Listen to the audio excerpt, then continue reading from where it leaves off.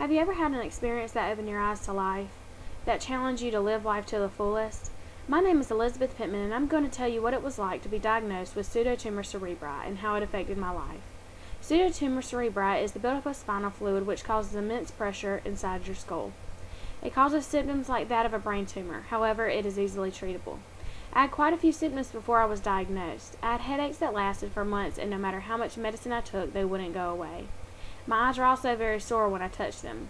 The major symptom I had was when I started having double vision. I had extremely bad headaches during the spring semester of my sophomore year.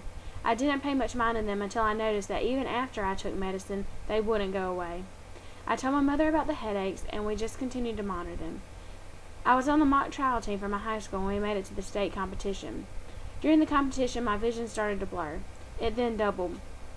I told my mother about my vision, and she knew then that something really wasn't right. Luckily, she had an eye doctor appointment the following week in Dothan, Alabama. She took me with her for the doctor to examine my eyes and see if he could tell us anything. That day started the longest week of my life. The doctor told us that I had immense pressure behind my eyes and that I needed to see a neurologist the following day. I also needed to have an MRI. On the way back to my hometown, my mother called her brother, who is a doctor, and told him my symptoms. Once we got home and I had my MRI, my uncle came to our house with the MRI disc. My uncle and parents sat at the computer looking at the images that were displayed in front of them. Although there was no signs of a tumor or anything for that matter, my uncle diagnosed me with Pseudotumor Cerebri. The next day, my mother and I drove to Tallahassee, Florida for my neurologist appointment. We had no idea what was in store for us that day. The neurologist looked into my eyes and again told me that I had an immense amount of pressure behind my eyes. He then sent me to the neuro-ophthalmologist who specialized in problems with vision. He ran a test to determine the amount of pressure behind my eyes. While waiting after the test was run, the neuro-ophthalmologist asked if one of his medical students could take a look into my eyes.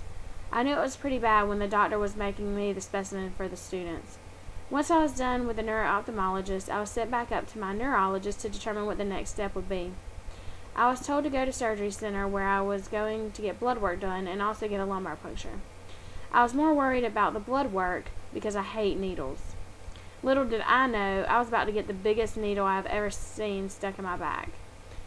They drained the fluid from around my brain that was pressing on my optical nerve. The pressure in my skull was so high that the doctor said I was minutes from seconds from going blind and it being irreversible. Although I didn't know then, that moment changed my life. I am truly blessed that we discovered what was going on before it was too late. I thank God every day for letting me see and giving the doctors the right guidance. My life would be completely different if I lost my sight. People worry too much about the worldly assets, when in reality, we should be thankful for what we have.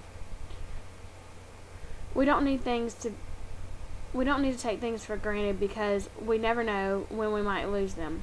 Although it was one of the hardest times in my life, I am grateful that I could experience it and so I could share my story with others.